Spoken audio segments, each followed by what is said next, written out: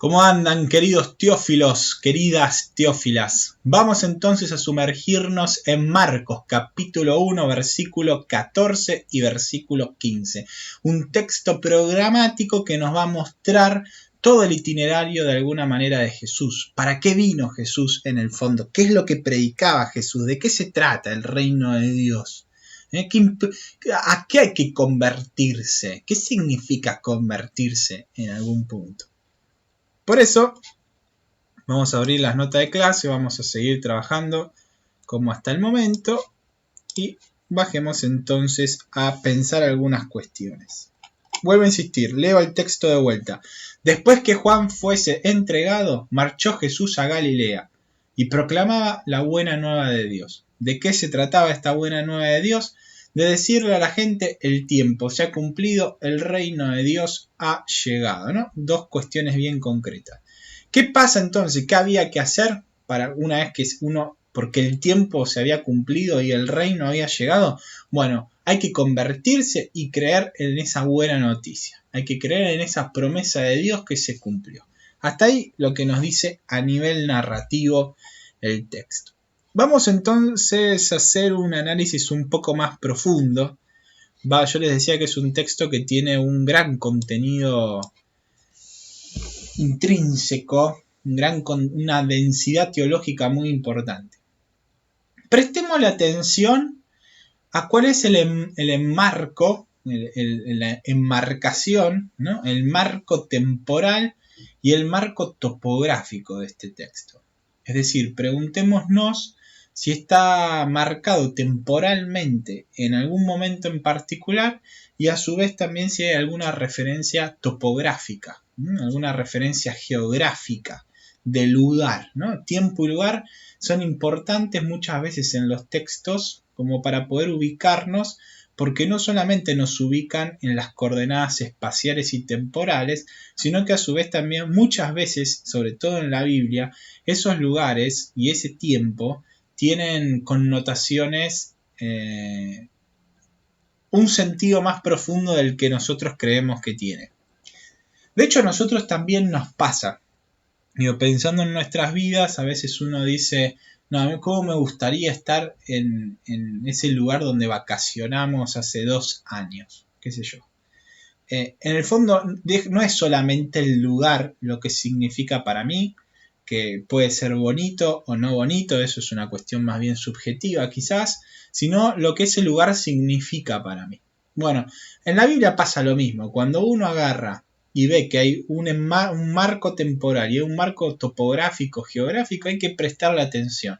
A veces simplemente son coordenadas espaciales y temporales y a veces tienen un contenido denso. Como vimos, por ejemplo, en Lucas, Jerusalén para algunos era, por momentos Lucas lo utilizaba como la ciudad de Jerusalén y por momentos lo utilizaba con toda la carga teológica que Jerusalén significaba. Primera cuestión entonces, ¿cuál es el marco temporal? El marco temporal es el siguiente: después que Juan fuese entregado, ¿no? Arrestado. Juan el Bautista, el mismo que lo había bautizado en el Jordán, ese fue entregado. El texto nos hace referencia a que la obra de Jesús comienza con el final trágico de su precursor. Jesús empieza su misión con el final trágico de aquel que lo había bautizado, que se declaraba que era indigno ni siquiera de desatar la correa de las sandalias de aquel que bautizaría con el Espíritu Santo. Ni siquiera de hacer el trabajo de un esclavo se sentía digno Juan el Bautista. Ese mismo había sido entregado y obviamente cuando había sido entregado para ser muerte, básicamente, y Jesús empezaba en ese contexto temporal su misión. ¿Nos querrá decir algo más el texto con respecto a esto o simplemente es un punto de partida como para ubicarnos narrativamente y a partir de ahí empezar el programa narrativo? La respuesta es que es ambas. Es decir, es un punto de partida necesario, pero a su vez también tiene un sentido mucho más profundo. La comunidad de Marcos posiblemente esté leyendo en este acontecimiento y nos esté dando una pista, el encontrarse en el texto programático de lo que sigue, cuál será el final de Jesús.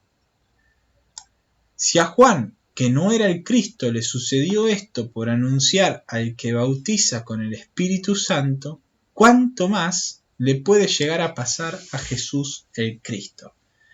De alguna manera vieron esas películas donde nos empieza de alguna manera a mostrar determinadas escenas, signos, símbolos en aquellas escenas que de alguna manera nos empiezan a adelantar el final, y una vez que uno ve el final entiende escenas anteriores. Bueno, aparentemente esto podría estar cumpliendo esa función. ¿Por qué? Porque el verbo entregar, acá dice que fue entregado, entregar, ¿no? Es esa familia de palabras, es la que se utiliza con respecto a Jesús en el momento de su pasión. De hecho, ustedes cuando hicieron el trabajo seguramente lo habrán leído, porque utilizamos este evangelio, el evangelio de Marcos, y dice Marcos capítulo 14, versículo 10, que Judas tomó la decisión de entregarlo. Cuando Jesús ya estaba en Jerusalén y estaban cerca de la fiesta de la Pascua, Judas decidió entregar a Jesús. Y a su vez también se vuelve a utilizar este mismo verbo, entregar, en Marcos capítulo 14, versículo 44, cuando Jesús había terminado de orar en el huerto del Getsemaní y aparece Judas para darle el beso y que los romanos lo apresen, ¿no? Bueno, los mismos judíos, los sumos sacerdotes, lo apresen. Esto nos está de alguna manera haciendo entender, porque utilizar el mismo verbo, y no es que lo utilizaron de forma inconsciente, los textos están bien pensados, están corregidos, están vistos de alguna manera. No podemos pensar que porque vivieron hace 2000 años no tenían creatividad literaria. De hecho, Homero había vivido mucho antes en Grecia y había hecho obras fantásticas, ¿no? Posiblemente este texto nos está hablando de que la misión de Jesús no va a terminar bien.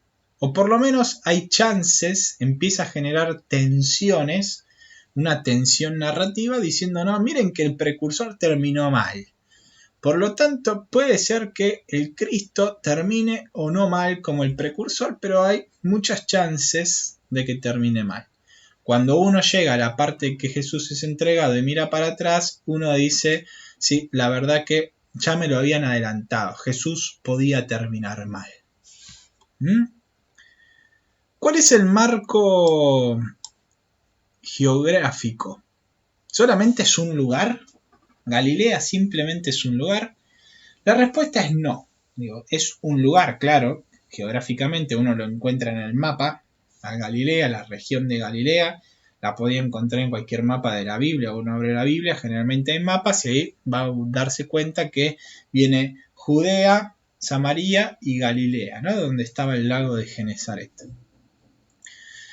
Si uno presta atención al itinerario geográfico de Jesús en tiempo de su predicación de la buena noticia, al menos en Marcos, al menos en el Evangelio de Marcos, Jesús desarrolla gran cantidad de su predicación en Galilea. Cuando uno dice que Galilea no solamente es el lugar geográfico, sino que tiene toda una connotación. Porque cuando uno mira para atrás, habiendo leído todo el Evangelio, dice, Jesús pasó mucha parte de su tiempo de predicación en Galilea, por lo tanto no es cualquier lugar Galilea, debería significar algo más Galilea que un simple lugar. Esto nos tiene que llamar la atención y llevarnos a preguntar ¿por qué? ¿Qué era Galilea para Jesús? En especial, ¿qué era Galilea también para el evangelista y la comunidad de Marcos? ¿Qué significa? ¿Cuál es el valor simbólico que hay en esa región geográfica o en referencia con ese lugar geográfico, ¿no? Esa región geográfica? En principio podríamos decir que Galilea era una zona geográficamente pobre. Y cuando digo geográficamente pobre, no digo que los que vivían ahí eran pobres espirituales, sino que era geográficamente pobre, socioeconómicamente pobre, materialmente pobre. Y hacen todo esto porque hay muchas versiones o muchas interpretaciones de la Biblia donde uno intenta de alguna manera espiritualizar la pobreza, ¿no? Como diciendo, en realidad Jesús nos venía para que seamos pobres de espíritu. No, salvo un texto particular del Evangelio de Mateo y alguno que otro más, donde sí se hace referencia a una pobreza espiritual, en el resto de los textos pobreza es lo que nosotros entendemos por pobreza, material, socioeconómica. En segundo lugar, Galilea era una zona rural. Y uno podría decir, bueno, ¿y esto qué significa? Ya lo vamos a ver. En tercer lugar, podemos decir que Galilea se encontraba lejos del templo de Jerusalén. Tres cuestiones entonces pueden significar Galilea, obviamente en conjunto y en circularidad hermenéutica o en interpretaciones mutuas, podríamos decirlo. Un lugar donde habitaban los pobres, una zona rural que no era el centro del imperio, podríamos decirlo así, y que a su vez también se encontraba lejos del núcleo religioso al que Jesús va a criticar por su forma de proceder. Con respecto a lo primero, con respecto a que era una zona geográficamente pobre, podemos decir que la buena noticia, ¿qué significa esto? Tenía como principales destinatarios, principales significa preferentes, pero no exclusivos, a los más pobres. Era una forma de hacer justicia de parte de Dios, ¿no? Si uno se lo pone a pensar, es una forma de hacer justicia. Empezar por los últimos es una forma de hacer justicia. Y hubiera sido injusto Dios, según como uno lee en el Evangelio, que hubiera empezado por los ricos o los poderosos a predicar el Evangelio.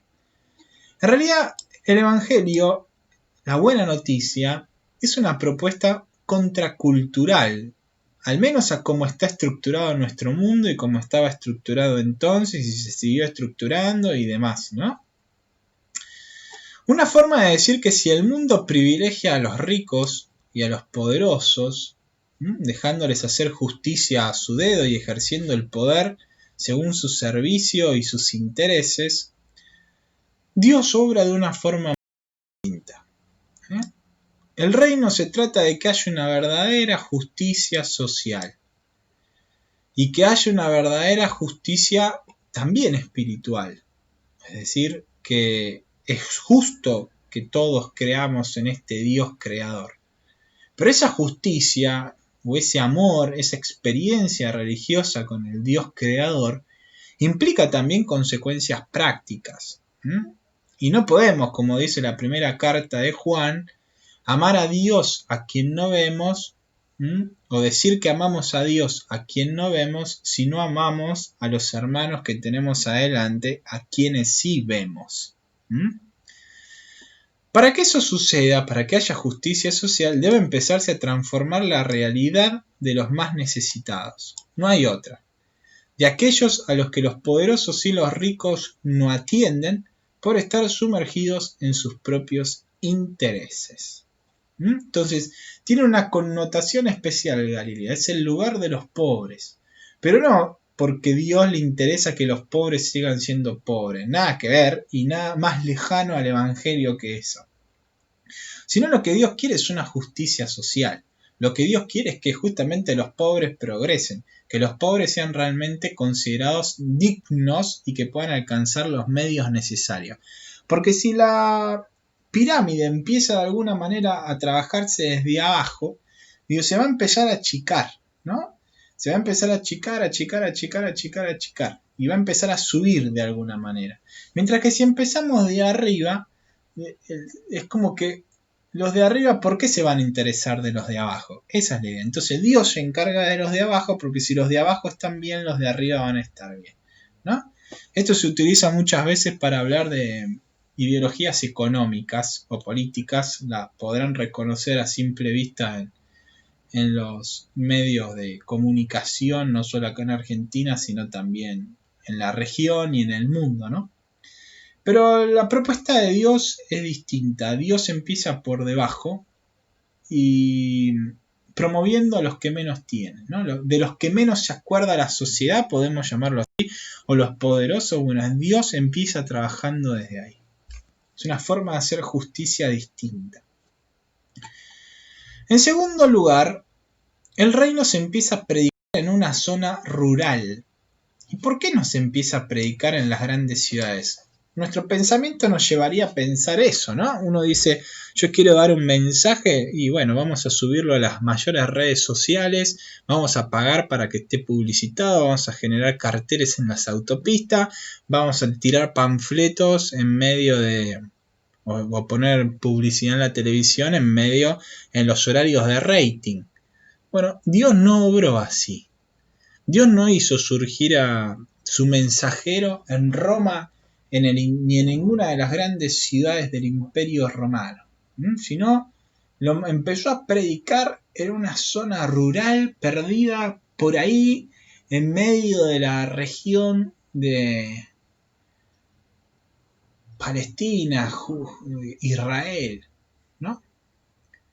El reino no se trata de manifestaciones extraordinarias, ni de propagandas armadas por el imperio. Roma tenía, como todo imperio, sus medios de propaganda y de comunicación, ¿no? Claramente no existía la televisión ni mucho menos, pero tenía toda una estructura armada para poder comunicarse. El reino comienza en lo sencillo, esto significa. Porque de esta forma se tiene una aceptación auténtica del reino y no por lo que me asombra superficialmente. Uno, cuando aceptas el reino que empieza en lo sencillo y no tiene cosas extraordinarias o manifestaciones gloriosas, uno no se puede confundir. No puede confundir que el reino, entre comillas, sea riqueza y poder. En cambio, si empieza, ¿no? Es decir, si empieza por lo bajo, uno comprende la autenticidad del reino. Y entonces uno es libre de elegirlo o no con todo lo que el reino implique. Pero no estás eligiendo el reino por lo que el reino te puede dar, sino por el reino en sí mismo. ¿Se entiende? Digo, si uno lo hace, acoge algo porque me llamó la atención por ser extraordinario, quizás lo estoy acogiendo o lo estoy recibiendo porque me parece extraordinario y no me lo quiero perder. Pero en realidad estoy viendo lo superficial de ese acto. En cambio, si yo me predispongo a aceptarlo en algo que empieza en lo chiquito, en lo alejado, en lo cotidiano, bueno, verdaderamente entonces estoy teniendo una aceptación real de eso, ¿no? Estoy viendo como lo auténtico, lo más profundo de esa situación. Si el reino crece en un lugar donde no hay riquezas ni poder político dominante, entonces no puede crecer más que por la fuerza de Dios que lo hace crecer. Es una forma también de mostrar, si de este pueblo, que nadie daba ni 2 pesos por este pueblo, se empieza a predicar el reino de Dios, se empieza a ver los milagros de Dios, se empieza a ver una justicia social más amplia, empieza a haber solidaridad entre los pueblos, entre los miembros de esa población. Bueno, necesariamente eso ya queda claro que no es obra humana. No es obra ni del dinero, no es obra ni del poder, no es obra de la influencia de ningún personaje importante, sino que simplemente el obrar de Dios que de alguna manera se va escabullendo y se va metiendo en el tejido social para cambiarlo, ¿no? Los cristianos van cambiando con la ayuda de Dios ese tejido social. Si hubiera pasado en el imperio, todos hubieran dicho, bueno, lo hizo el emperador que propuso determinadas leyes y por lo tanto todos lo siguieron. Cuando eso sucede en lugares alejados que nadie ve y empieza a transformar, eso para el evangelista era un signo de que Dios estaba haciéndolo. Este razonamiento se va a utilizar muchísimas veces en la escritura. En tercer lugar, el hecho de que por la predicación empezaba lejos del templo puede ayudarnos a entender que el reino no tenía que ver con la religión a la manera en que el evangelista al menos entendía la aristocracia sacerdotal describiendo a Jesús y su mirada de las autoridades del templo. Si recuerdan, cuando vimos el texto de cercano a la Pascua, de la pasión de Jesús, yo les hablé de una estructura de sándwich que se daba cuando Jesús había llegado a Jerusalén, que se daba el templo de Jerusalén, un texto de la higuera, un texto del templo de Jerusalén, un texto de la higuera y un nuevo texto de Jesús en el templo de Jerusalén. Básicamente, en el fondo, eso nos estaba mostrando que Jesús no aceptaba la forma en que se había tornado la dinámica religiosa del templo. Jesús denunciaba, ¿no? Expulsó a los cambistas del templo, pero más allá de que porque eran judíos o no judíos, la cuestión, o quiénes eran las autoridades del momento, denunciaba Jesús, en el fondo, que el pueblo estaba adorando a Dios de formas que en realidad Dios no pedía, como que el pueblo se había hecho su propia estructura religiosa y en el fondo no se estaba acordando de lo que a Dios le importaba. Cumplía ritos y demás. Cualquier parecido con la realidad, diría una película, es mera coincidencia. Jesús dice que la verdadera religión no implica tanto acento en el poder religioso, ni quizás tampoco en el ritualismo. Y no digo en el ritual, no digo que los rituales no son importantes, al contrario, pero los rituales son importantes cuando se los entiende en su correcto funcionar o dinamismo, cuando se los entiende en su contexto. El problema de acá es el ismo del ritualismo. Jesús denunciaba no el ritual, de hecho él celebra el ritual de la Pascua. La última cena es el ritual de la Pascua y muchas veces nos narran los evangelios que Jesús fue a celebrar los ritos de la Pascua. Era un judío y celebraba los ritos judíos, claramente. El problema es los ismos, el ritualismo, cuando solo la vida y la experiencia con lo trascendente se funda en los rituales. Entonces yo voy, cumplo con el ritual, limpio de alguna forma mi conciencia, creo que con esto ya me encontré con el Señor y por lo tanto ya ahí se acaba mi religión. Pago el diezmo que hay que pagar, pago esto que hay que hacer, pongo la limosna en no sé qué, mando a mis hijos a una escuela católica y con eso ya cumplí con el Señor. Esa forma de vida cristiana es la misma que Jesús denunciaba en sus momentos con respecto al judaísmo. No se trata solamente de hacer eso, ni por algo de cumplimiento, sino porque tiene que brotar de adentro luego de una experiencia con el Dios vivo. Jesús nos venía a decir que estaba bien lo que se hacía en el templo, pero eso, lo que se hacía en el templo, tenía que ser vivido todos los días en el día a día, pero no por mero cumplimiento, sino por haberse encontrado con este Dios trascendente. Lo que a Dios le agrada no es que ayunen, le decía Jesús, decía el profeta Isaías, el ayuno que a Dios le alimenta, ¿no? El ayuno que a Dios le interesa es que liberen las cadenas, es que liberen a los esclavos, es que hagan justicia con el hambriento, es que hagan justicia con el sediento, que vayan a visitar los presos, ¿no? Acciones concretas donde se muestre que el reino de Dios ya está operante en medio de la humanidad. El reino se trata de recibirlo y dejar que crezca, mediante la entrega de la vida cotidiana al otro, todos los días. Es un sacrificio entre comillas espiritual, pero no de oración simplemente sentado y en éxtasis orando al Señor, sino viví día a día entregando tu vida por el otro en pequeños gestos. Nadie pide que hagas cosas extraordinarias. No es solamente un sacrificio ritual. Por ejemplo, ¿es importante asistir a la Eucaristía? Sí, claramente es importante. ¿Pero es importante por cumplir? No, no es importante por cumplir. Es justamente porque ahí vas a escuchar la palabra que Dios tiene para decirle a tu vida. Tenés la palabra más importante que alguien te puede decir. Vas a celebrar el sacramento de unión con lo trascendente. El mismo resucitado se va a hacer presente ahí. Y esa alegría de encontrarte con el resucitado es la que tenés que transmitir en el día a día. Si después de unas cuantas veces que participaste de todos los rituales católicos, tu vida sigue siendo igual, o la mía sigue siendo igual, es porque no entendiste y no entendí nada. ¿Ok? De hecho, fíjense que el ritual que nos salva no es un ritual del templo. El ritual que nos salva es la cruz. Y la cruz tampoco porque Jesús murió. Digo, porque mueren un montón de personas en el día a día y no nos salvan. Digo, ¿qué fue lo particular de esa muerte que nos salvó? Lo particular fue que Jesús, la muerte puso punto final a esa vida vivida por Jesús día a día en entrega al Padre. Ese es el gran ritual existencial que nos salvó. No es que levantó una copa, partió un pan y con eso nos salvó. Nos salvó la cruz.